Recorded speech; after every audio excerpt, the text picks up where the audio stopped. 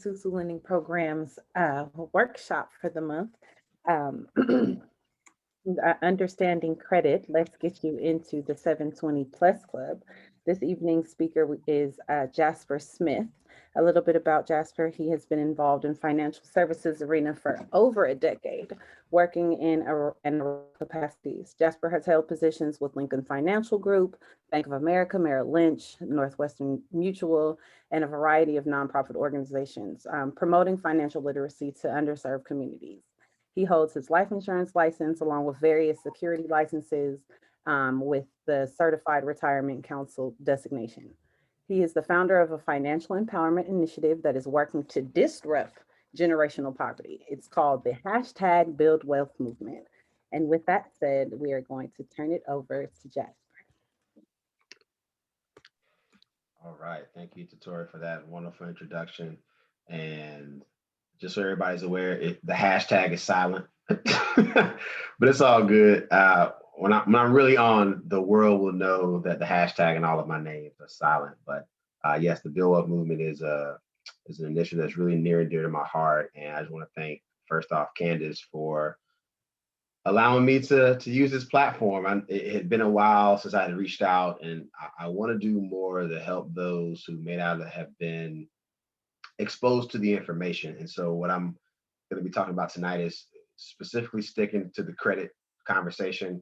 I have a very, very short deck, but what I would love to do is have a conversation with the group and it not be me just talking the entire time. So if there are any questions, feel free to leverage the chat, and I love getting interrupted with questions. Some of the questions I know we may cover during some of my discussion, but nevertheless, I want to make sure that you take full advantage of this time because this is for you.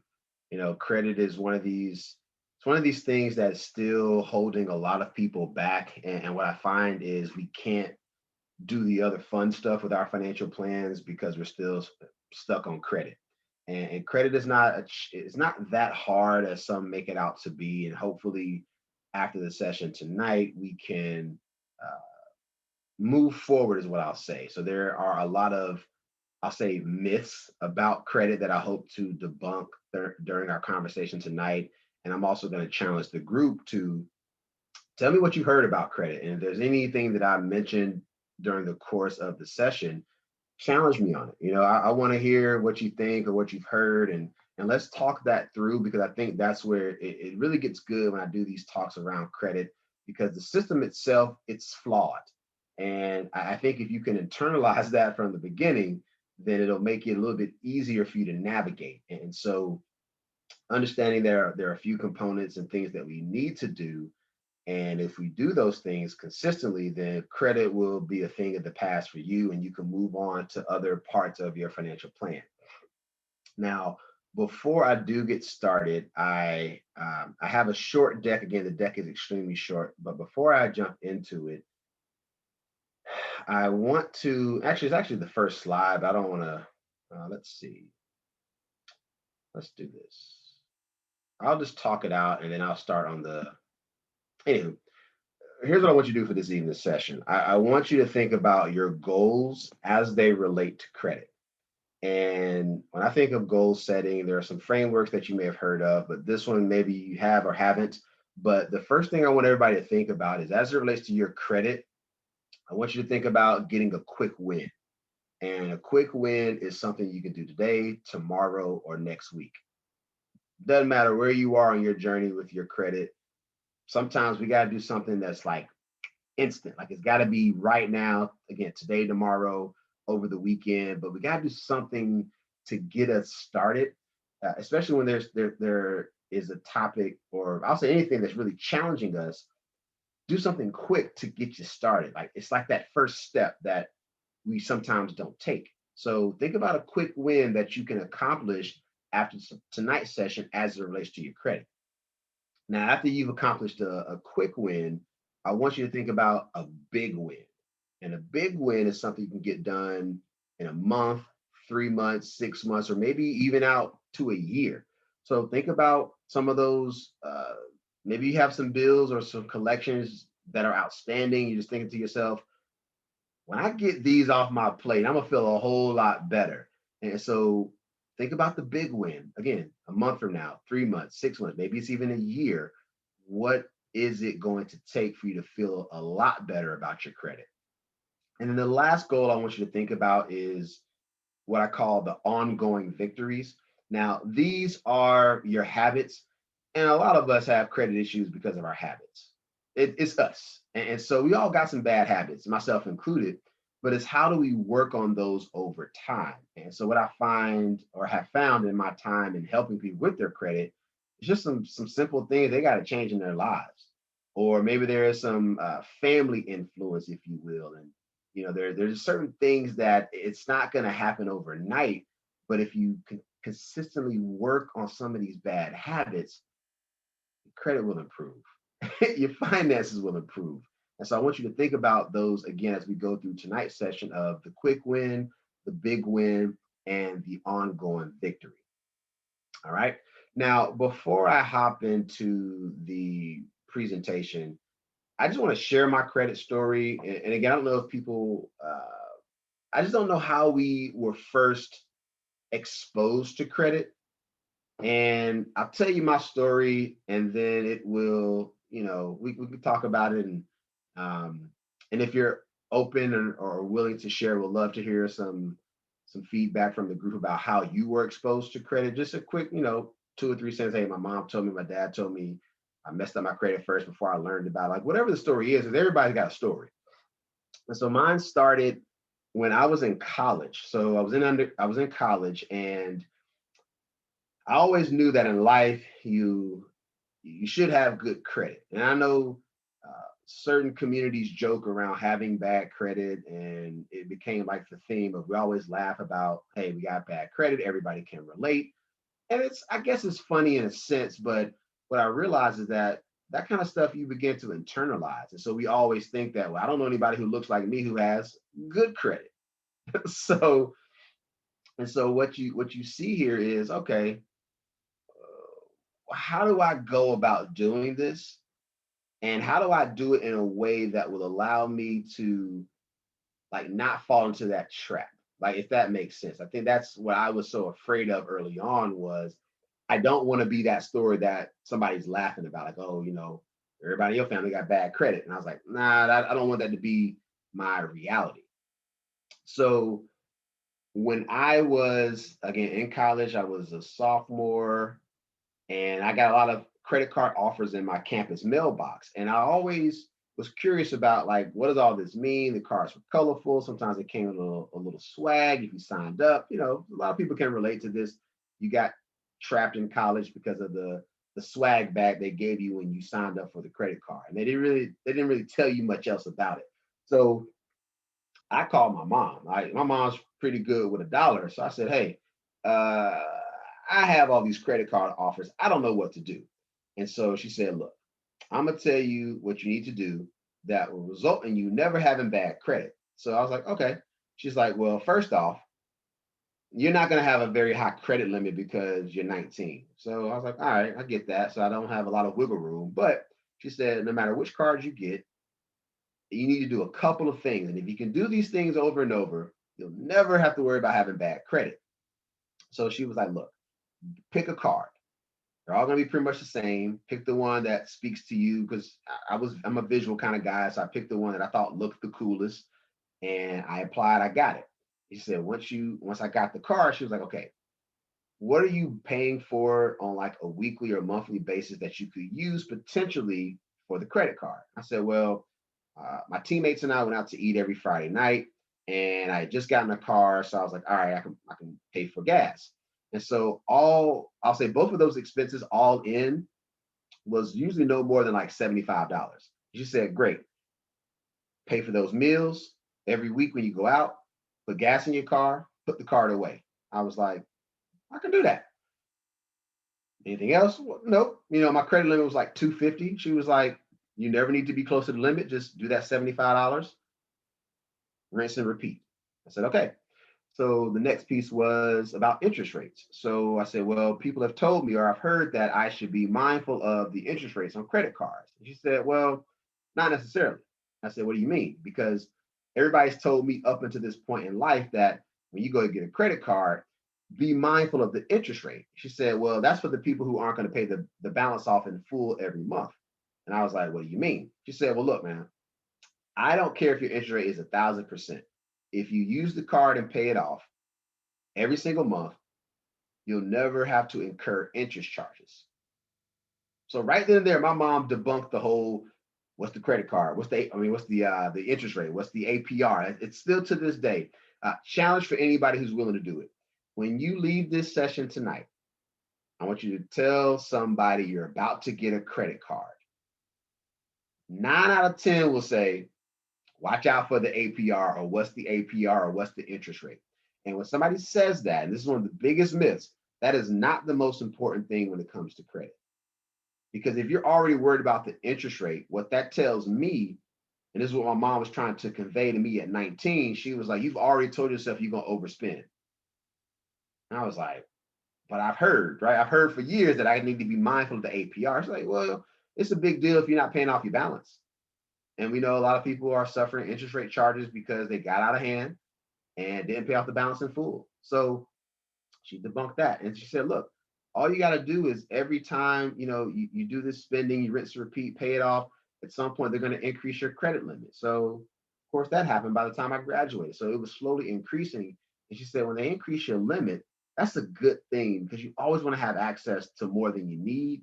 But that doesn't mean you change your spending habits. And I was like, okay. Now, mind you all, this literally was a 10-minute conversation. I have never had bad credit, ever. One 10-minute conversation with my mom is the reason I've never had bad credit. Despite any hiccups in life with business and all of that, I still have never, ever not had good credit or great credit or excellent, however you want to classify it. So I wanted to share that story before I hopped in because I think it's important to understand that I got lucky. So I don't shy away from that. I was fortunate enough to be with a family who understood the game, this credit game that we're going to talk about. And so again, I got that lesson at 19. I've never had bad credit. I share that story before I get into the nuts and bolts of credit, because if you can just adhere to my mom's advice, use the card, pay off the balance in full, rinse and repeat. That's how you do it.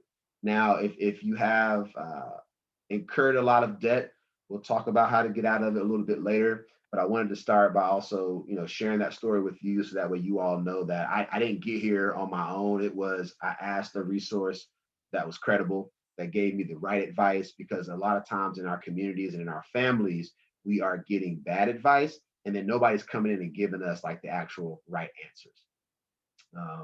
So thank you. I saw a response here in the chat that my parents instilled to always keep good credit. Yeah. And of course I messed it up. Yeah.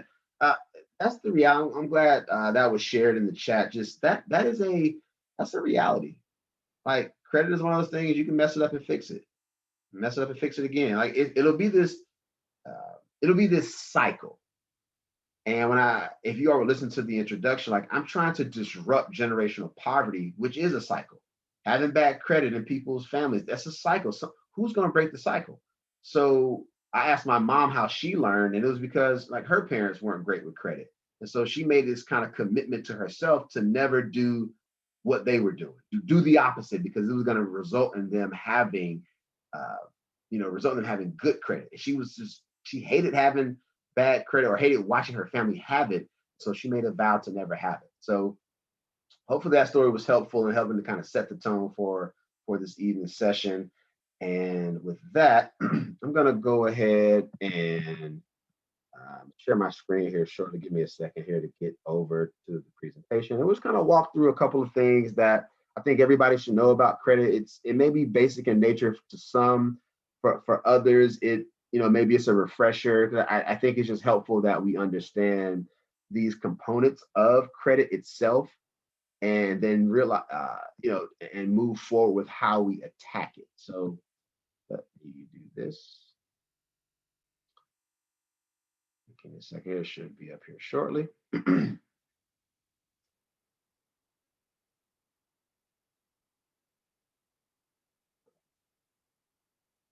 All right, and while this is loading up, so if anybody again has any questions or comments as we're going through, I'll be in presentation mode, but anybody from the East Oakland Collective team, if you're taking a look at the chat or the questions from the session, feel free to stop me at any time and say, hey, we got a good question in the queue, and I'm more than happy to address those right then and there. So I was going to start out again, just kind of talking about the goals, which I've already done.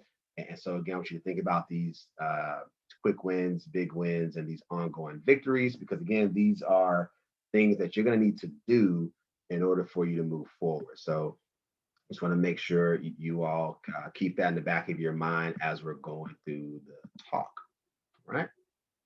So what is credit? I'll give you the long, boring definition.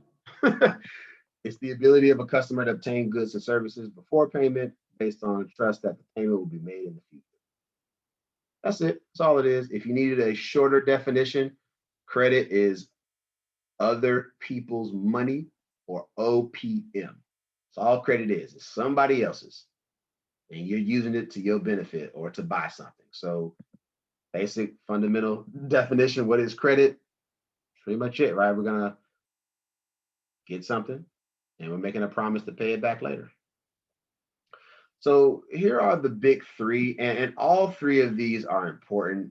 I find, so the Credit Karmas of the world have given people this false sense that only two are important. And I think until this day, Credit Karma gets you TransUnion and Equifax. And I know they provide a score and some level of reporting.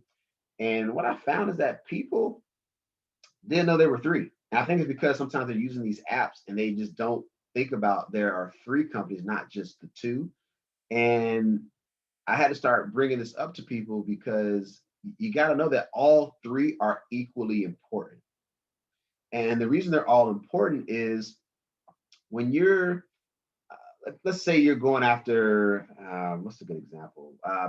For example, I applied for a credit card, and upon getting accepted, and I'm one of those guys who reads the fine print. It said, we considered your TransUnion score or report to make this assessment about whether or not they were going to allow me to get this new credit card.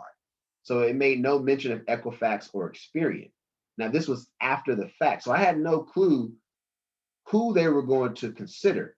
And some organizations or lenders will maybe look at all three. You don't know, which is why it's important to know that you need to know what's going on in all three of the credit bureaus. They all, in my eye, are equally important.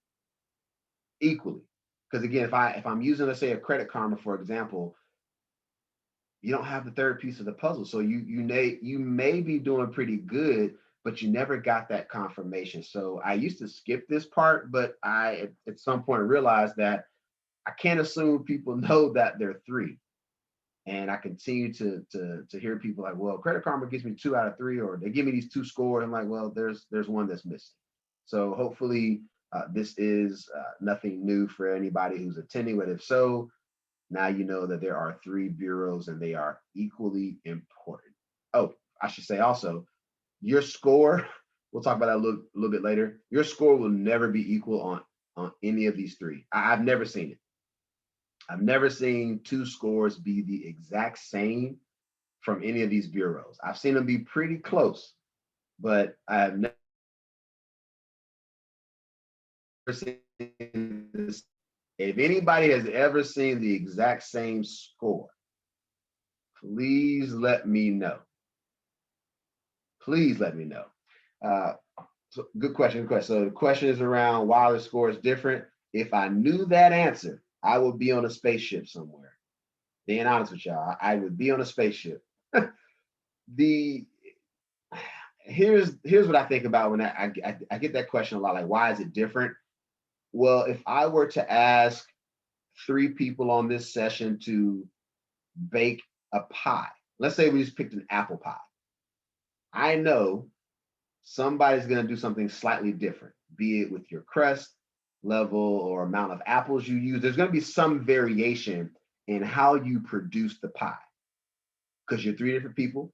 You may be from 3 different regions in the world or the country. And so that's how I look at credit scores.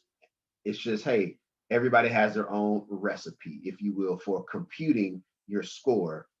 That's why it's always different. Like again, that is, I mean, that's the only reason I can come up with. It's just everybody's got their recipe for how they're equating, or creating or crafting this score. Um, hold on, let me see here. Let me go back here. All right. So before I go to this next one, so fun fact too, credit scores haven't been that important for that long. So they were initially created just as a way to help make decisions around home purchases. That's when they were initially utilized for. And now we know credit it's involved in a lot more than what it used to be. But it came around, it was very popular, or started coming around like the late 80s, and then just kind of just morphed into this credit is such a big deal in all facets of your life. But it started out as just kind of a way to help lenders make decisions around home purchases. So let me see, I got a good question here. Yeah, yeah. So when you're applying for loans, and again, let me preface it: every lender is going to be different. But yeah, sometimes they will do the average scores. Sometimes they could take the lowest. You don't know, and most lenders probably aren't going to tell you their recipe for how they make it. Some may disclose it to you, but that is the reason why all of these are important, because you just don't know. You just don't know, and it's unfortunate that sometimes I'm not gonna say sometimes, we're all judged based on these reports and scores. Like the thing around credit and why it's so important is that somebody's making an assumption about you, and you're not there to defend yourself. Hopefully that makes sense. But like, you can't defend yourself. Somebody gets a report or a number, and they're like, "Well, we're making an assumption about them." They don't know you. They don't know your background. They don't know the struggle. They don't know if it was something wrongfully done, which is why you have bad credit. They don't know if you've gone out of business or gotten divorced, or they don't know the scenario. But this is why it's important to know that there are three different reports out there, which again is why you want to know what's going on at each of the three. All right, the score. I think most people know this, and here's a scale that I think just tells kind of a very good story around. The higher your score, the better. It's expensive, to have bad credit. Somebody will always give you a loan. Somebody, maybe it's not the bank or the credit union, but there's always a lender somewhere who will say, you know what, I know your credit isn't that great, but we're going to charge you an arm and a leg by way of interest to make up for your score. And so again, every lender will have its own criteria, but it does make financial sense to have good credit. So if we're both, for example, going after the same loan for a car, then the person with the higher score is going to pay less for that car over, let's say it's a 5-year period. You both can get the car. It's just who's going to pay more for it. So I want people to think that credit is important, and you should do all that you can to improve it. You should do all that you can. If your scores aren't where you want them to be, that just means we got some work to do. That's all that means. We just got a little bit more work to do to keep working, and give yourself some time. Like credit isn't one of these that happens necessarily overnight if your scores are low and you're trying to raise them. But you just got to believe that if you keep doing all the right things, and staying positive and doing the right stuff, and addressing the negatives, just over time, your score can and will improve.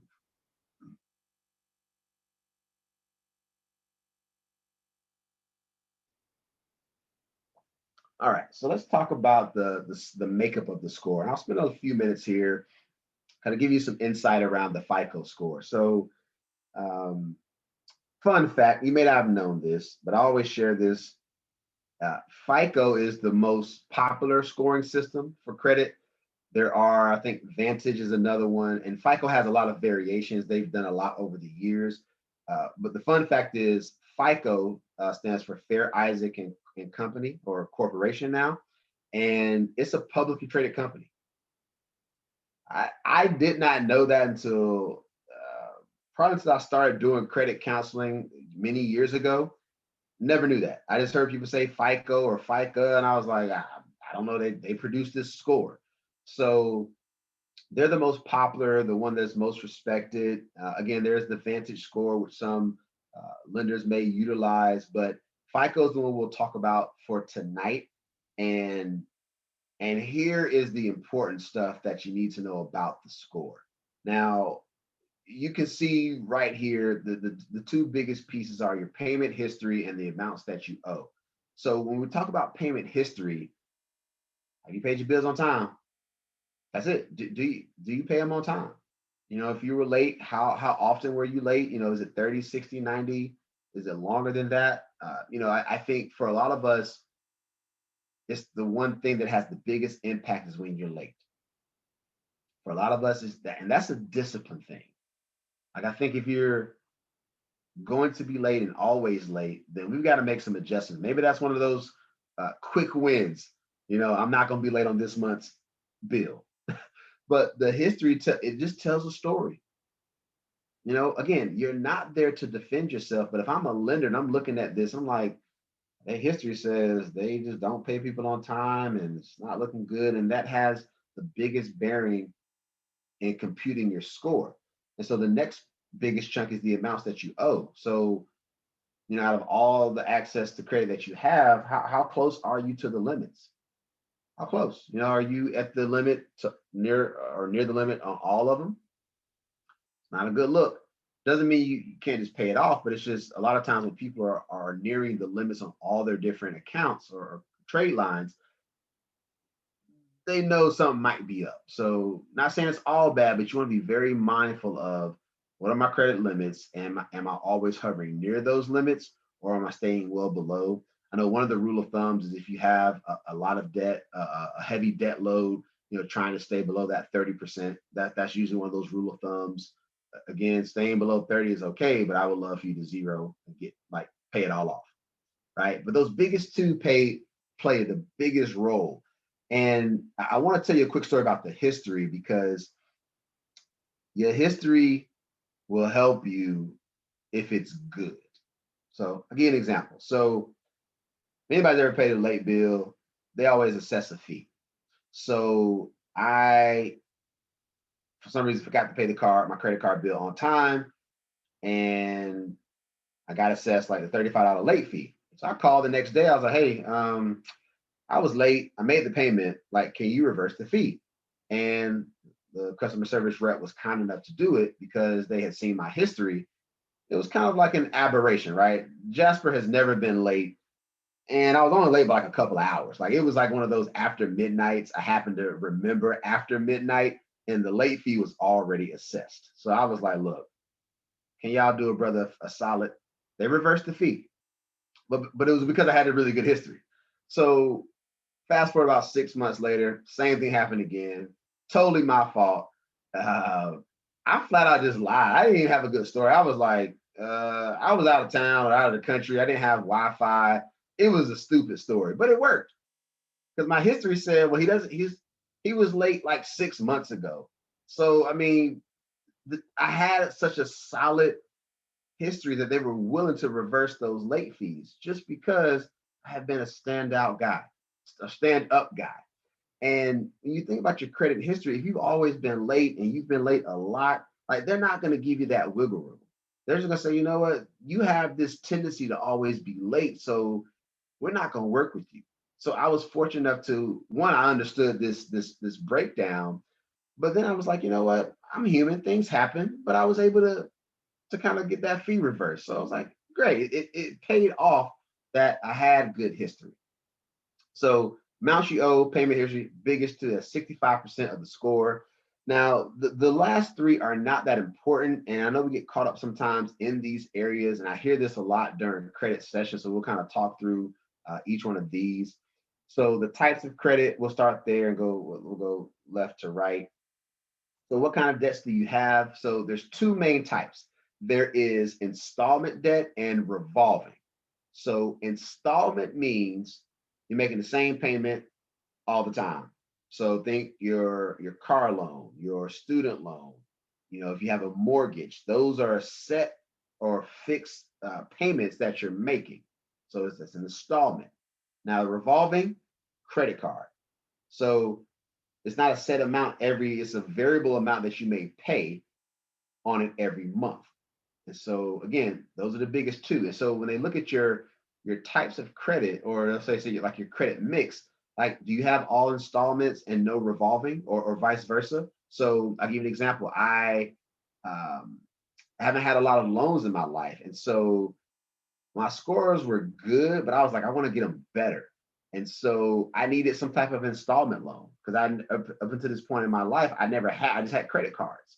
And so when I got the installment loan, paid it off, like my score went through the roof. Like it went up pretty good, but it was just the mix. They said, well, Jasper's only got one type of debt. Let's see if he can do some other type. I know it sounds silly, but I had to go take out more debt to prove to them that I could pay it off. Again, if you try to answer these like, why is our system this way, you'll drive yourself crazy. Just understand this is how the game works. They're looking at the types that you have and what's the mix, or what's the types that you have. It's only 10%, but again, that 10% kind of helped boost my score a little bit, years ago. So new credit, only 10% of the score. So how many new accounts or queries, or I like to say inquiries, is probably what it should say, have you had? You should not be applying for new credit all the time. If you do, something's going on and they're going to ding you for doing that. Even when you apply for a new card, or you're taking out a loan, there may be kind of like this temporary dip because you are applying, and that's what they call like a hard inquiry, like you're really trying to do something. That may have a temporary, like you might see your score drop. If you're watching your score, it might drop a little bit, but once you kind of start making the payments, it'll go right back up. Now, the other question around inquiries is how much is too much? So soft inquiries is the one that, somebody's always looking you up. They're always looking up your information. That's okay. So if you've ever looked at your credit report and you go to the inquiry section, there's some that you'll just see and like, why are they checking up on me? Well, it's just that's the world we live in. Somebody's always looking. They may be trying to send you credit offers. But if you get those kind of soft hits and somebody's checking up on you, doesn't have, I would probably say, any real bearing on your score. It's those hard inquiries that if you have too many of those in a short amount of time, that could impact your score tremendously. Now, the only example I have here where it gets out of hand, it's there was this guy in one of my credit workshops. He was like, I was looking for a used car. And so he was out some Saturday. He did this like in consecutive Saturdays where he was going to used car dealerships, and they were running his credit every time to see how much car he could afford. And again, there he was going by like multiple dealerships. And so they were like running his credit every time. I think over the course of 2 weeks, this guy had like 14 inquiries. That had some effect on his score. So again, it's only 10%, but that was a little out there. Like that was a little too much. And nobody told him he should have gone to his bank or credit union, determined how much car he could afford, and then go shopping. But he was just shopping, having everybody run his credit. So, he got dinged a little bit. But inquiries are not that big of a deal. People always ask, well, how much is too much? A couple of months may be reasonable. Like, but if you've got 10 or 20 in the span of a couple of weeks, then that could be a problem. All right. And then this last piece is 15%, but it's this your credit history, and it's this length. So I get this one a lot. It's I had this credit card I don't use. Should I just close it? And the answer is maybe. So if it's the card you've had the longest, you don't want to close it out because that had the longest track record. That's going to have an immediate impact on you. If, let's say, you had a card for 15 years and you close it, and then everything you had left over was only 2 or 3 years old, like that could have a substantial impact, on that score, because now they don't see the track record. So that first credit card that I received, I still have it. That's when I was 19. I don't use the card. I still have access to the trade line if I want it, but I don't need it. And if people are like, well, I have too many cards and I want to close them out, well, let's think it through first. Do you need to close them? If so, let's talk that through. But sometimes it's just maybe you have to keep the card active. nothing wrong with using it for one purchase and keeping it open. So I figured that out a long time ago. Like closing it out was not the right thing to do. But if you ever get that notice in the mail, they're like, hey, you haven't. It's like an inactivity type of letter or email. Go to the store, make one small purchase. As soon as the purchase goes through, pay off the bill, put the card away, or cut it back up. Like sometimes I just cut up credit cards. I don't need them. I'm not using them. If I need a new card, I can just call and get one delivered. But your history is very important because it's a time factor. How long have you been in the game? All right. So I know that's a lot to unpack for the score, but I like taking my time on those just because it's important for people to know like these components, and it'll help you kind of maneuver around a little bit as you're thinking about how you work to improve your credit, but also to just maintain it. So it's very important. So I'm gonna pause here for a second. Any questions, comments from the group? Just, again, I got a little long-winded there, but any questions from the group that you all so far? I always want to pause for a second and check in to make sure everybody's all right.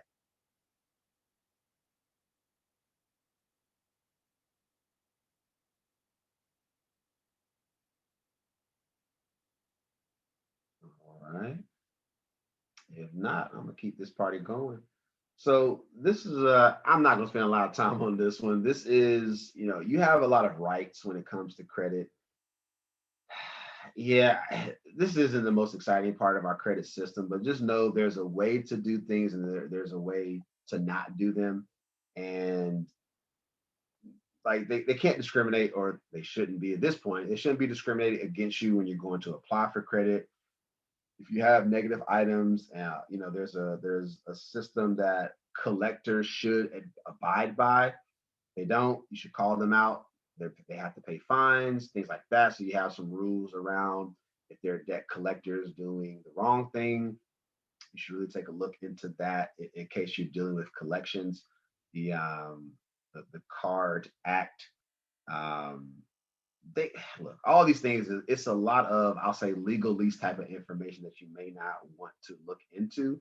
But if you ever find yourself in a position where you're trying to clean up your credit, and especially with the collection stuff, just there's a way that it's supposed to be done, and you have some rights that you can leverage. If you are mistreated, you can reference these various acts and say, hey, per this act, and they have all these various sections.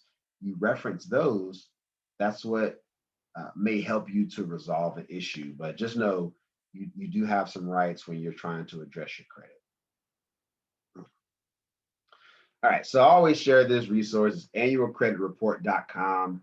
I talked earlier about you got to know what's on the report. Now, annualcreditreport.com allows you to get your report for free from all three of the credit bureaus every 12 months. Now, I just kind of thought of this on the fly, but prior to the pandemic, that once every 12 months was the rule. But when the pandemic hit, they kind of changed those rules. Perfect. So we got the first poll question. Perfect. So good question for the group. When was the last time you checked your report?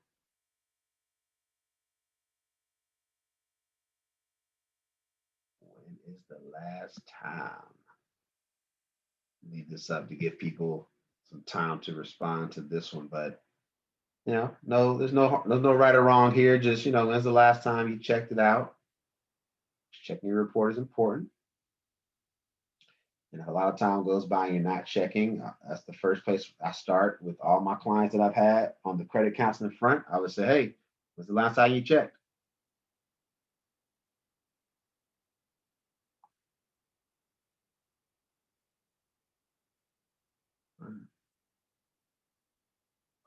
All right, so we got a few here. We can end this here. So we've got all right. So last month, 6 months ago, what is a credit report? Yeah, so kind of to that last point, the report is just think about it like your I want to say like your report card, like your progress report. Like it's just a report that shows a lot of information. And so for one, It's going to show basic information like your name, addresses, phone number. Sometimes it'll list employment information. And you want to check that for its accuracy simply because some of the biggest errors on people's reports is a misspelled name. And I mean, like small, it could be like one letter that's off. That's stuff that you can challenge and say, look, that's not my name. My name is spelled this way. That's my middle initial. Like one year when I was doing my report, they had my middle initial wrong. And I was like, my middle initial does not start with the S. So they had to correct it. And the reason you want to look at all three reports is because if they're coming to you or you're receiving information or correspondence around some debt and they've got the wrong name, I'm going to ignore it. So if you came looking for a Jasper S. Smith, I'm going to say, that ain't me, right? So we need to check some of that basic uh, information about yourself, bad addresses. Look, here's the thing. If you've ever used an address to receive mail, chances are one of the three is reporting it because they know you were getting mail there or you used that address for something important. So check those addresses. If you see an address that's not you, you can dispute that. Same with the phone number. Make sure that if there is a number listed, make sure it's the right one. Again, basic information that's inaccurate is stuff that you want to clean up. Again, you're not there to defend yourself when you're talking about credit. I'd highly recommend you check these reports to make sure it looks like it's supposed to look. I don't want you to be surprised. That's the catch here. I hate when the people say, I got to the bank or the credit union, they said we found something. You should never be shocked. Never. Should never be shocked about what is happening with your credit report. That's on you. You should not be there. That you should not be surprised. If you are, I'll address the monthly piece. If you're checking it monthly, I'm just going to ask you why. Like, are we trying to get a big purchase earlier? Like, it's not earlier. Are we working on getting a big ticket item at some point? I think monthly is a little excessive unless we're in the mode to make a big purchase, be it a car, a house, maybe you're thinking about taking out a personal. There's got to be a really good reason as to why you're checking monthly, or you may just say, I just like knowing. And that is a legitimate response. I just want to know where I stand. And if you are checking monthly, that's fine. I don't think a lot's going to change unless something in your life has changed. But 6 months to a year is kind of my sweet spot where I want people like to really kind of fall into, like maybe 6 months a year. Just check. Now, Annualcreditreport.com, again, before the pandemic, it was once every 12 months. I have not checked it recently, but if somebody wants to take a look, if I'm not mistaken, it was, oh, wow. Actually, it was through April 2021. They will allow you to check it monthly. I don't know if they've updated that. If somebody can take a quick look at Annualcreditreport.com while I'm on here, just see if that's still like legit. But I know when the pandemic first hit, they were allowing people to check their reports monthly. So let me know if somebody is kind enough to kind of take a look. But I always share this resource because now I'm getting to the report. And I always found that the report is where I want to focus my efforts. Now, I know the world is obsessed with the score, but the score is just an indication of what's on the report. So if I see the report and I'll say a lot more bad items versus good, or bad activity versus good, I know your score isn't where it needs to be. But, for what it's worth, I know if I work on the report and focus my attention on cleaning things up, I can guarantee the score is going to increase. That I can guarantee you. But if you get caught up with the number, which the world wants us to focus on, I want to try to shift the focus. Let's get to the report. How does the report look? And I know the score should reflect the report.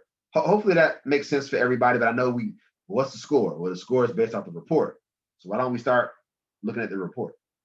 Let's look at the report and just take your time and go through it. It's not that hard to look and see what's being reported about you, because again, I do not want you to have any surprises. You should never be surprised. Never. But too many of us are. And if you've been one of these people, which I always meet, they're just afraid to look. Look, if you're trying to get to the 720 plus club, you got to face the music. most cases, you were there when you didn't pay the bill on time. You were there, like it, unless I know there are always some extenuating circumstances where somebody else has messed up credit, but you got to check the report. One of the big things that I just thought about this is if anybody's ever been like a co-signer, problems may come up because now both of you are on the hook. And if you're not checking your reports, then you may have forgotten that you and let's say a family member had co-signed for a credit card or a loan. Both of you all are affected, good or bad. And you want to check these things because I had a client many years ago. He had one like negative item on his report, and he was like, I don't even know what this is. And after some more research, he realized that he was on a credit card with his dad when he was young. This guy was like in his 50s and just had never like gone back and like got off the account. And his dad was old, so he didn't care. And it was dragging his score down. He was like, he wanted to buy a house. And he was like, I can't figure out what this is. So he finally figured it out. But he hadn't looked, he was one of those who hadn't looked at his report in so long and he just really forgot. So you gotta check your reports, folks. You gotta check the reports because it's giving you all the details that you need. And just know once you've taken that dive into the report and work out the strategy, then score will go up. All right, so before we get into settling accounts, and I'm gonna talk about disputing in a little bit. Any questions before we kind of transition into like how to help you all get into this 720 club? Any question? I'll pause again here just to make sure there aren't any questions or any comments or anything. Just want to make sure we're still good. All right. All right. All right. So settling. So here's a list of things if you're trying to settle a debt. So this is I have some collection account, some outstanding account that's kind of dragging my score down and just making my report look bad. Here are 6 things I want you to think about when settling. And before we kind of jump into this, settling is, in my eye, it's a good thing. Now, to who you owe the money, not so much, because you're not paying the full amount that you owe. So if I owed 1,000, can't pay, but the $1,000, but I could pay 250. Sounds good to me, right? I paid you back, not in full, but you got something back. Actually, I want to ask a question to the group. Has anybody ever received a collection notice before, like in the mail? Anybody ever received? You can just punch it into the chat or make a comment. Has anybody ever receive a collection notice? All right. Okay. So let me give y'all the game right now. Again, I'm saying the game because it's the game. So the letter will have whoever the collection company is, and then it always will offer a deal. It'll say you owe us, let's say it's $1,000. We use that. It's $1,000 you owe, but if you pay us right now, you can pay it. We'll take 70% or 60%, whatever the number is. We'll take some lower percentage to settle this debt. Now, again, this is coming from the collection agency in most times. So it's not the original creditor, it's the collector. Now, the collector sends this letter because they purchased your account, that delinquent account, from another entity. So you owed, I don't know, pick your favorite store, didn't pay off the bill. They couldn't find you, you got missing, went to collection. So the collector bought, let's say, all these delinquent accounts from your favorite retailer. So now the retailer says, I'm done with you, collector, here you go, try to get some money. So that's why the collector sends you this kind of offer, because when they made that purchase of, let's say, that list of delinquent accounts, it didn't cost them a lot of money. So they don't really care about collecting the $1,000 because they got your Like your account may have cost a couple of pennies because they may have sent or may have received thousands of delinquent accounts. So they didn't pay a lot per person, but if they can collect that, 250, that 300 on the thousand, they made a pretty good like return on their investment. Bought the list of delinquent accounts for the low, got you to pay a little something, they made money. But you also have settled the debt. So it's not all bad, but just that's how the game works with collection agencies. They want to collect something. Now, some they don't negotiate and they don't want to do anything, but what you'll find is some of them just want something. They want something. How much that something is up to you. But if I'm settling account or trying to settle an account, I gotta follow these steps. Some people try to avoid the creditors and collectors, and you can do that. We can talk about avoiding. It's up to you about how you want to attack this. You always want to make sure they validate it to make sure, yeah, I actually owe this. Because if you get a letter, just call and say, hey, look, what do I really owe from that original? What did I owe? And it should match up. If you owe the 1,000 from the retailer, and now the collector is saying you owe 1,000, well, I'm sure it's legit. But you want to make sure don't just pay just because. Just you want to. It's a process. It's a game you got to play. Don't just pay just because they say that. If you want to set up some payment arrangement of some sort, make sure you got the money. You can't settle the account if you don't have the money. So if you don't have the money just yet, don't worry about trying to settle. Just give it up. Just get the money first. Figure out what you can afford to pay if you decide to pay them. You don't have to. Some people just don't. But if I were to create a payment arrangement, how does that look? But do I have the ability to pay that?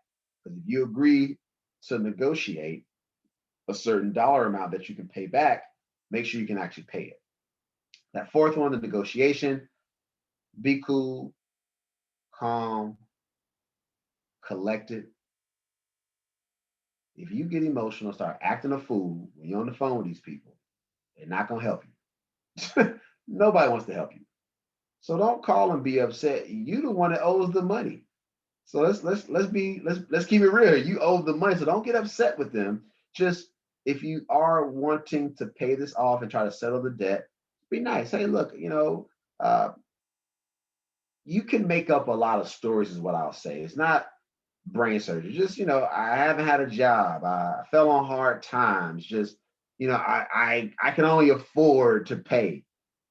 They don't really know your whole life story. They don't see your bank account. You might have thousands of dollars, but you're like, I just want to give y'all 100 to pay it to get rid of y'all. But you want to not get emotional and get upset. You want to be cool, calm, and collected when you are trying to sell an account. Just know these debt collectors, they have a process they have to follow. If they break the rule, you can call them on it. Sometimes if you do that, then maybe the debt gets missing and you don't even have to pay. And that last point is very important because most of the times when you call these collection agencies, they're taking notes on you. They have recorded lines. So I would always recommend that if you're making a call to try to sell an account, have your notepad ready. Like have a date, a time, whatever name they give you. It might not be their real name, but just say I spoke with a such and such on this date. Here's what we discussed, because they're keeping a record of you. So you may not be ready to settle just yet, but if you're taking step one like to heart, you're building that relationship. So they know you're still kind of avoiding them, but like you're telling them you ain't got it. I ain't got it. So I'm trying, but I can't pay you today. So maybe they'll be willing to work with you because you've built a relationship. You stay cool and calm. But settling, I think, is a good thing because you're not paying the full balance. Some would argue that settling is not a good thing because if I'm a lender and I see that you went delinquent on a commitment and then they didn't recoup all their money as a lender, I may feel some kind of way seeing that you settled for less than what you owe. And that's usually like the little detail you'll see, like settle for less than full amount or something along those lines. But again, every lender is going to be different. But if I'm you, I'm thinking, well, that's one less creditor I got to deal with. So I'd rather kind of pay y'all and get rid of y'all and move on to the next project. Now, with settling debts, this documentation thing is very important because if you agree to settle, everything needs to be in writing. And if you decide to pay, you stay in control of the payment. Do not give them your card information. You want to send like a money order or a cashier's check, because if you give these people your card information, I'm not saying they're crooks, but some are crooks. So you want to be mindful of that, simply because I've agreed to some terms, but I'm gonna pay you how I need to, I need to protect me. So do not give your card information if you do decide to make that payment. Good question. Love this one that just popped up. So the 7-year rule. All right. So, and this is kind of what I said, like some people don't want to try to settle and deal with stuff. They just want to play the waiting game. So the 7-year thing, well, not thing. It works sometimes and sometimes it doesn't. So what it says is for certain types of like collections or negative items, if they have not, I'll say, found you or verified that you still exist, then after 7 years, the debt is supposed to be removed from your reports, like all three of them. Now, this is where a lot of people who are like, I'm just not going to say nothing. I'm going to avoid the calls, throw away the letters in the mail. You can do that. Now, I've seen it happen to where 7 years goes by, the debt gets missing. Seen 7 years go by, the debt got missing temporarily and then showed back up. And so I don't have a perfect answer for you because I've never gotten a straight it always works or it always doesn't. There's a lot of gray area when it comes to this waiting game of 7 years, because again, we think, well, if I can just avoid them for 7 years, it'll go away. Now, the problem with that is you may have some things you need to address. And I'm going to challenge you to say, you know what, maybe I should just pay them and get them off my to-do list. Because you can play this waiting game if you want to and have this blemish, and then you kind of got your fingers crossed like it may or may not happen. And you just got to wait and see. But if I want to know how close you are to the 7 years before we make the determination that you're going to wait. Like if it's a debt that's been like only a year old, you got 6 years. I think we can do a lot of work in 6 years, but I don't think it's worth waiting that long. But if you're in like year, I don't know, 6, getting close to 7, try it out. The dates of these debts is on the credit report, and it's 7 years from when you owe the original creditor. So if we go back to the scenario about the retailer and the collection agency, it's from the date you owe the retail. That's when the 7-year clock starts. And the collectors, they think it's still you, so that's why they're calling you and sending you letters, but from 7 years when you actually owed the debt. Now, again, if you pick up the phone and you talk to them about the debt, they know it's you. so avoidance is a strategy. I would just be very mindful to check the dates. I'm okay with you waiting, but the cases that I've worked on where somebody wants to play the waiting game and somebody's gonna laugh, but the debt was very little. Like I've seen a collection account for $60 or even less, and it had been on somebody's report for 5 years, and they were like, "I'm just gonna wait." And I said, $60? You're letting this blemish on your report, which is affecting your overall like credit. You're gonna wait to pay back some $60? So what game do you want to play is the real question here. Again, I'm not a lender, everybody, so I can't say settling is good or it isn't. But if I'm thinking about myself personally and I have 10 collection accounts that are showing and I can afford to pay off some of them, maybe it's just worth paying and moving on. If I got the money and I can pay, why not just pay them? And when you make a payment, you can request you request a with this payment, I need you to delete this off my report. You can make the request. I'm going to pay you, collection agency, take it off my reports. And as long as they agree to that, then you send the payment. And then you have, again, the document and proof that they agree to those terms. So if they say they're not going to remove it, hey, maybe I'll hold off on my payment. Like I'm paying y'all. the least you can do is update the credit bureaus. They don't have to, but if you ask and put it in writing, that's what'll help you prove your case later, which is why you got to document anything that you're trying to settle, because you always want to think what will hold up in a court of law, your word or some paper. So make sure you document. All right, so dispute, lot going on here on this slide, but here's what I'll say about disputing.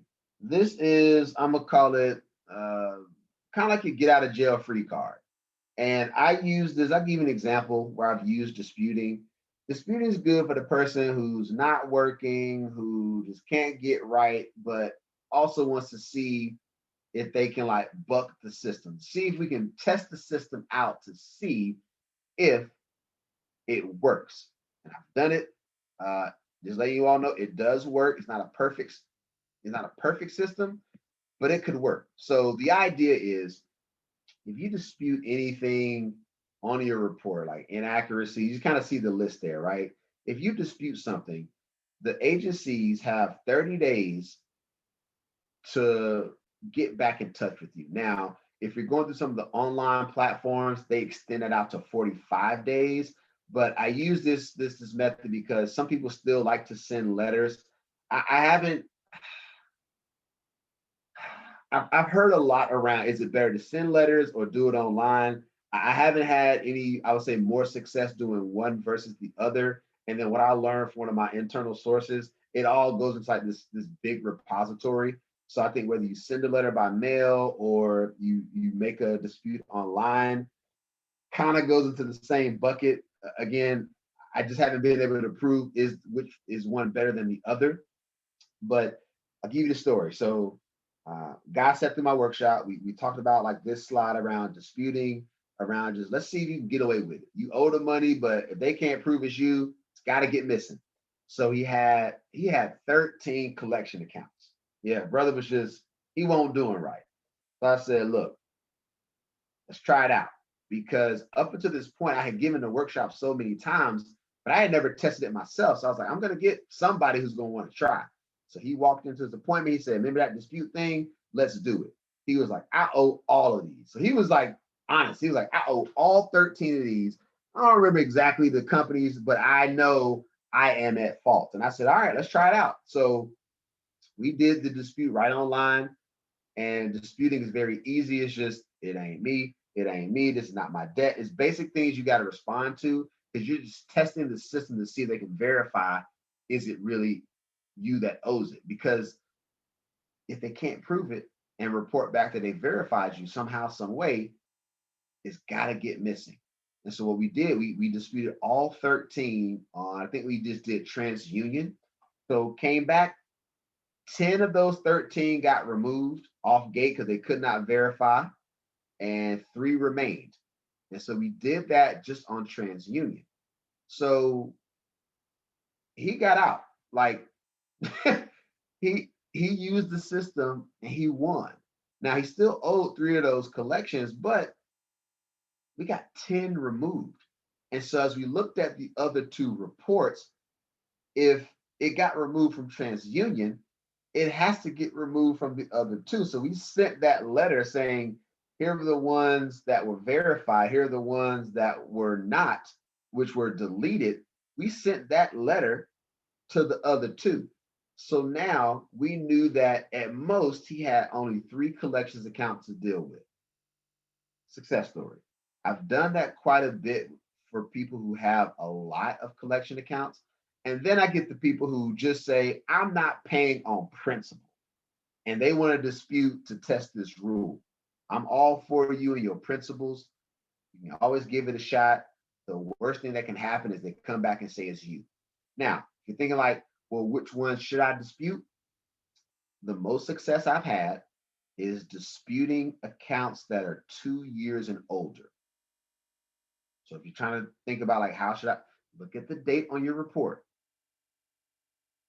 2 years and older. And there's always like this origination, like original debt. It's like an origination date. That's when you first took out that credit card, that loan, right? Or whatever it is. You look at that date. If it's been more than 2 years, you might have some success, because if they haven't found you yet, just dispute it. But again, what disputing does is it also opens you up. Now they're gonna start looking and checking. But if they can't prove it's you, it's got to get missing. Now, also in this dispute, this also comes up. When's the best time to do this? Now, there's always like this holiday rule. I have never proven it, y'all. I'm being honest with you. There were people who are like, oh, this dispute around Christmas and Thanksgiving. Look, I have never had any more or less success disputing. I cannot prove that hypothesis. I do not know if there's a perfect time. I have yet to have that success, and I haven't done a lot of disputing stuff. I would say in the last couple of years, so I do not know. There are some experts to claim that they can dispute stuff at a specific time. I can't validate those claims, but I do know that they have 30 to 45 days to get back in touch. And if you do have quite a few, I'll say negative type of accounts, it might be worth you trying, especially if you're in a pinch financially. Because if you can't pay people to even think about settling, hey, just dispute everything and see what happens. The worst that happens is, you still owe the money. So it's really one of those like, can I get away with this? Maybe you can, maybe you can't. We don't know. We got to try. So I'm always wanting to see if the system works and will it work out in my favor. Again, one of the biggest things that I mentioned a little bit earlier was around disputing inaccurate information. So if you don't have, let's say, a lot of delinquent or negative accounts, but you got the misspelled names, the bad addresses, that you want to dispute that stuff too, because you want your report to be as clean as possible. Because again, you do not want any surprises. All right. Before I go to that one, so here's the rub on disputing and settling and all the letter writing and all this kind of stuff. So what I've just delivered to you is pretty much what most credit repair companies will do for you. I'm being totally honest here. Like, they're charging you. Hopefully nobody is paying. Actually, I should ask the group, is anybody paying for like a monthly credit monitoring service as like right now? Is anybody paying for that like monthly? Just make a note in the comments, the question. Just let me know if there's anybody who is paying for like a monthly credit monitoring service like right now. Is there anybody who's doing that?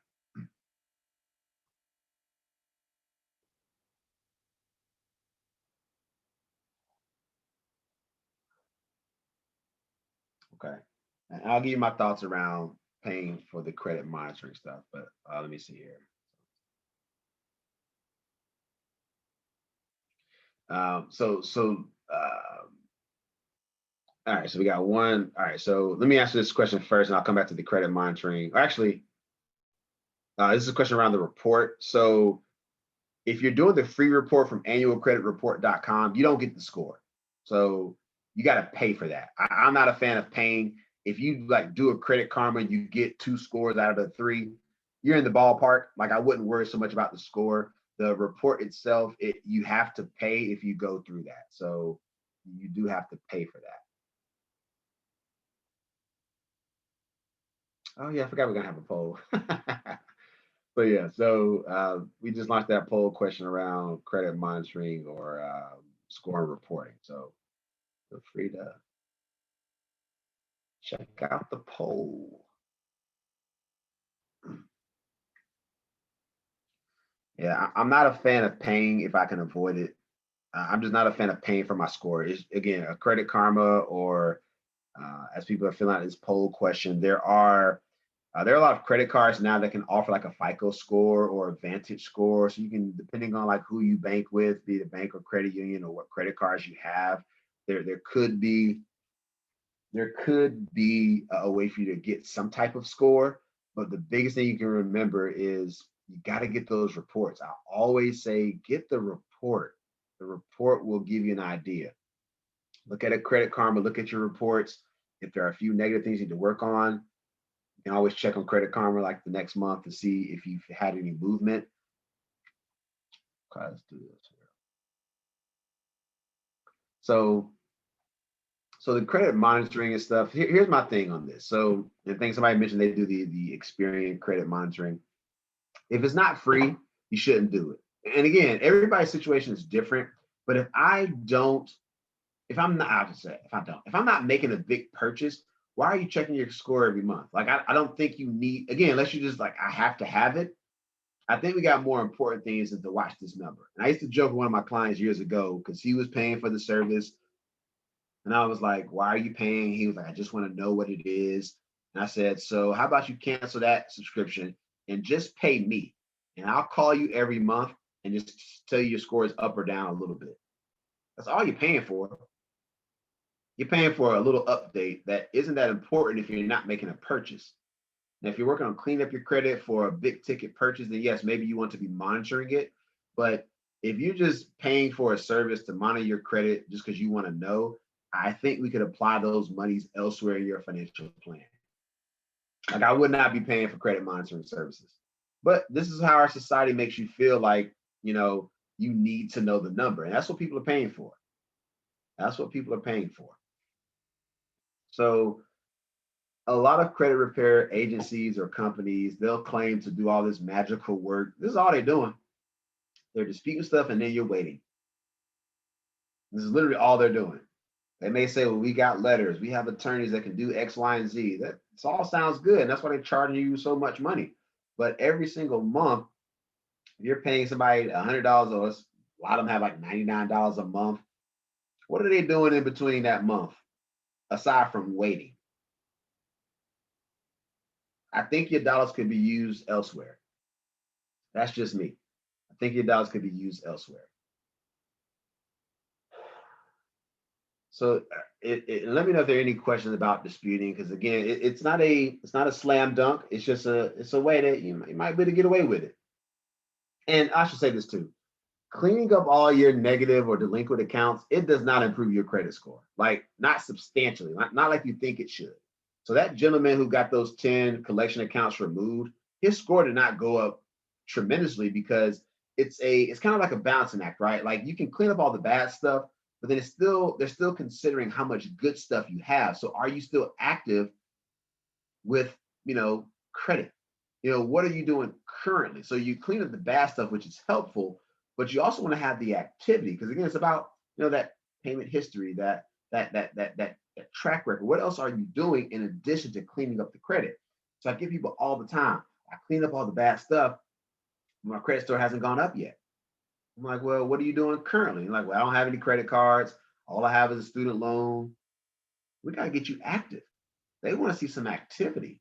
Again, the game has got to be played a certain way. I know you don't want to take out any more debt, but you got to do something in addition to just having the student loan and clean up all the bad stuff. We got to add a few more things in the mix. So this is good. So 18, school never spoke about credit and kind of where should you start? So here's the, I think I have like, I don't have much else on here. Yeah. So here's the thing you want to do for, actually, hold on, Ashanti. What I'm gonna do, let me finish this up and I'm just gonna hop back out. We're gonna have a discussion. So here's how I want to kind of finish this up around credit. Kind of mentioned this already, but you can screw it up, you can fix it, screw it up again, you can fix it again. You're not dead in the water just because your credit's bad. It's just, once you fix it, let's try to keep it good. Get your free credit reports. Kind of mentioned that, annualcreditreport.com. And we kind of belabor that last point too around keeping your receipts and documenting things. If you're paying, you just want your proof, because collections are, it's an interesting business. And if you can't prove that you paid something, a debt may resurface after that 7-year mark. And as long as you got the proof, you got to send it in and say, hey, I already paid this off. It's got to get missing. So I'll end the presentation there, and I'll come back out. We'll kind of just open this up for, again, just any discussion you all want to have, and I'll tackle Ashanti's around, like, when should you start? I think now's a good age, at 18. Life's getting real for you. About to be in a, some people will consider you an adult. And if you're starting out, a couple things you can consider. You could go the route of a secured credit card.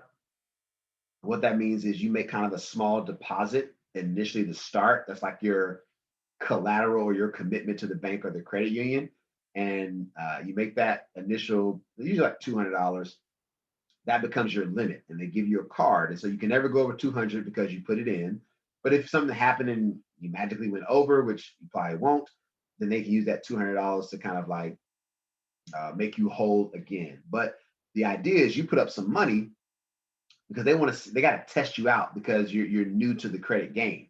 So a secured card could be a good option to consider when you're starting out. Another option, but it's really going to take you having somebody who's responsible in your life. You could have somebody add you as an authorized user. Now, this is not like co-signing. Co-signing, both of you are on the hook for making the payments and all the reporting activity. But with an authorized user, you're essentially riding the coattail of somebody who's responsible. So, for example, I have a niece. Actually, I got quite a few people. I have them as authorized users on one of my credit cards, but I didn't give them a card. Like I'm the only one that's responsible for using the card and making the payments. But my activity is reported on their behalf to the credit bureau. So for my niece and nephew who are very young, I'm helping to establish their credit right now. So when they are 18, they can do their own thing, but I'm giving them a good head start. I have another cousin who trying to help her boost her credit score. So I added her, just again to help her with her credit score by boosting up her limit.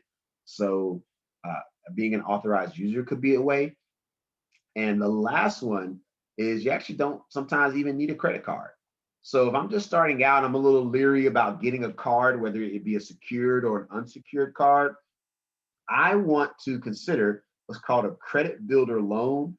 And how it works is in a normal loan, you apply for the loan, you get the money, you start making payments. In a credit builder loan, you apply for the loan, you don't get the money, and then you start making payments, and then you get the money on the back end. And so there's not a lot of money you're going to be like taking out for a loan, but the idea is you get that activity. So, for example, there's one credit builder loan where you got to do it for 2 years, but your payments that you're making are $25 a month. So, Ashanti, that could be an easy way for you to not have a card, but to start the journey of building your credit. And you never have to worry about kind of getting out of control because you got to make that same installment payment of $25. But I also want you to consider it maybe getting that secured card because it could be a great option. Again, because you want to have multiple trade lines, you want to have that mix of revolving versus installment. So if I'm just starting out, maybe it's a secured credit card or it's a credit builder loan. Yes, Lakeisha, it's self.inc. That is the web address. So self.inc. I'll put it in here. If I don't do the hyperlink, it won't work. But yeah, self.inc. Put that into your web browser. That is one of the popular ones. There are others. That is one I'm familiar with. I know there's a credit builder loan. There's a credit union in West Oakland. It's self-help credit union in West Oakland, like right across the street from the Oakland BART station. There is, I think they have what's it called? I think it's called like the Fresh Start loan. Same thing, same product. It's you apply for this loan, you just make the payments, you get the money later. But it's a great way to start and to not kind of have that pressure of will I get out of hand with the card or will I won't. I just make payments, I get the positive activity. So good point. So okay, so for the I'm assuming for the SuSu payment, you could use that to put money into the secure card. Great recommendation, Marquita. Yeah, so that's the whole trick with the secured card is it's just a test. Sometimes it's a year, maybe year and a half, maybe 2 years. I don't know how long. All of them may vary, but the secured card is just kind of like it's kind of like your test. Can you use a card responsibly? And if so, they'll convert you to an unsecured card. I think you usually like get that deposit back, and then they'll like up your credit limit a little bit more because now you've passed the first test because you gave us the money. Now let's just see if you can do it on your own. So it's a great way to start if you are just beginning your credit journey. All right. All right, I'm trying to think, is there anything else that I've missed? Trying to think. Question. I know this isn't the most exciting stuff, y'all. Like there's no way to make this stuff exciting, but what I'll tell you is so many people still got bad credit. And it bothers me because I think I said this earlier, is that some of us just can't move on with the more, I'll say, exciting stuff with financial planning because we haven't figured out credit. I need you to focus on it. If you've been avoiding taking a look at your reports, I need you to look. If you think you need some help and you need to pay somebody, pay them. But you make sure you're going to get results. I hate the people who they're paying for these credit monitoring services or credit repair and then they're not getting the results. Again, if you can afford to pay $100 a month, have at it. But maybe that money could be applied elsewhere. So just take a deeper dive into your credit situation. Just figure out what needs to happen. If you've never looked at your reports thoroughly, take a look. Get a highlighter. Just kind of go through and take your time and say, hey, I don't even know where this account came from. Do some research into it. Call them up. Hey, what is this? Make if they say you owe some money, make them back. Do you really owe it? Do you really owe that money? You got to take a look to see. Like, credit is not that hard, but so many people cannot get past credit, so they cannot think about investing or they can't think about retirement. They can't think about real estate. All the fun stuff you think about right now, if you cannot figure out credit, I need you to stop right now and say, I got to get this done. Life will be so much easier once you get your credit in order and just give yourself some time. So once you've addressed all of the, let's say, the negative items on there, then okay, now we know it's going to take a little bit of time. There's no like perfect time frame for how quick your score will go up because everybody's situation is different. But remember, it's always a balancing act of how much bad do you have versus how much good. If you got a lot of bad stuff, the quicker you're getting rid of the bad stuff and continue to do the good stuff, that's what's going to improve your score. Owing somebody isn't all bad if you have no good. Because I've seen people who've declared bankruptcy who have 800 credit scores, but took some time to clean it up, and that's okay. So don't beat yourself up too much about where you are.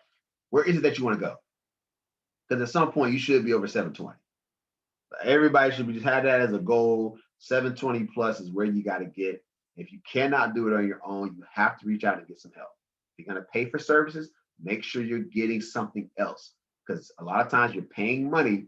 All they're doing is some of that disputing and settling that you could have done for free because you feel more confident using them, but you're paying for that little bit of expertise. So if you're going to pay, make sure you're getting your money's worth. All right. So I think we got a couple minutes left. That kind of sums credit up for me. I think I've given you enough to kind of think about to really kind of, as you leave this session, just those quick wins. What's something I can do right now? Think about those big wins. Think about those ongoing victories. Set some goals. Write them down. Check back in on them. Rinse and repeat. That's how you get past this hurdle. If credit is bringing you down, that's how you get past it. You just have to face the music and do what it takes to make a change. All right. So that will do it for me. Are there any other questions as we kind of finish up this evening from the group? Hopefully this was beneficial. I know it was a lot of information. I know we've been talking for a little while here, but yeah, any final thoughts, comments, concerns, let me know.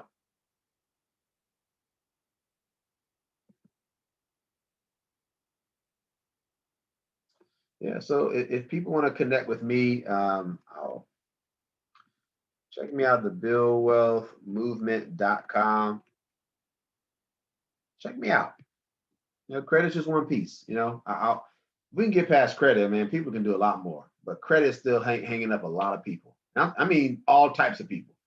You think people got it together until you see their credit, like, they ain't got it together. So let's get it together. Check me out at thebuildwealthmovement.com. I think the East Oakland Collective is bringing back next month. We're going to talk investments. Sure, a lot of people are going to show up, and we're going to have another good jam session. And hopefully, people take one or two things you've learned tonight and just apply it. Like, I don't think it's that hard, but if you continue to think it is, and it always will be a challenge. But I believe that you can have good credit. I believe that all of you can have 720s. It's just you got to believe you can do it. And if you can't do some things on your own, reach out for some assistance. There are a lot of people who do want to help and who won't charge you an arm and a leg to get it done. All right.